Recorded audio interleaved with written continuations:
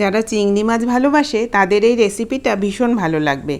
এর সাথে আর কিচ্ছু লাগে না। বাড়িতে চিংড়ি মাছ থাকলে তোমরা খুব সহজেই এটা বানিয়ে নিতে পারবে। আর বাইরে যদি বৃষ্টি থাকে তাহলে তো আর কথাই নেই। রেসিপিটা বানানোর জন্য প্রথমেই আমি 3টে ডিম ভালো করে ফেটিয়ে ঝুড়ো বানিয়ে নিলাম। এবার তেলে বেশ খানিকটা চিংড়ি মাছ নুন হলুদ মাখিয়ে ভেজে নিলাম। খুব বেশি ভাজার প্রয়োজন নেই।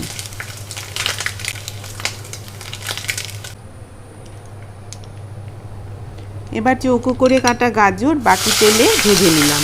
পুরোপুরি ভাজতে হবে। গাজরগুলো একটু ছোটো করে কাটলে দেখতে ভালো লাগবে।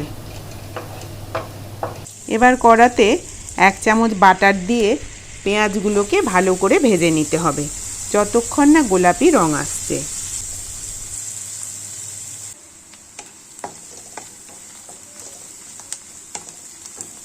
এবার দিলাম নুন, থেতো করে রাখা গোটা গরম মশলা, আদা কুচো, রসুন কুচো দিয়ে ভালো করে একটু নেড়ে নিলাম। এবার দিলাম ডিমের ঝুড়ো, ভেজে রাখা চিংড়ি আর ভেজে রাখা গাজরটা।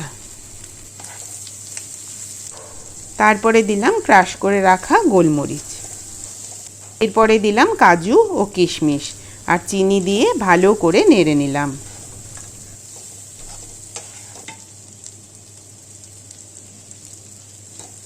এবার পরিমাণ মতো বাসমতি চালের ভাত দিয়ে ভালো করে মিশিয়ে নিলাম আর উপরে ছড়িয়ে দিলাম স্প্রিং অনিয়ন। ব্যাস, প্রন ফ্রাইড রাইস একদম রেডি হয়ে গেল।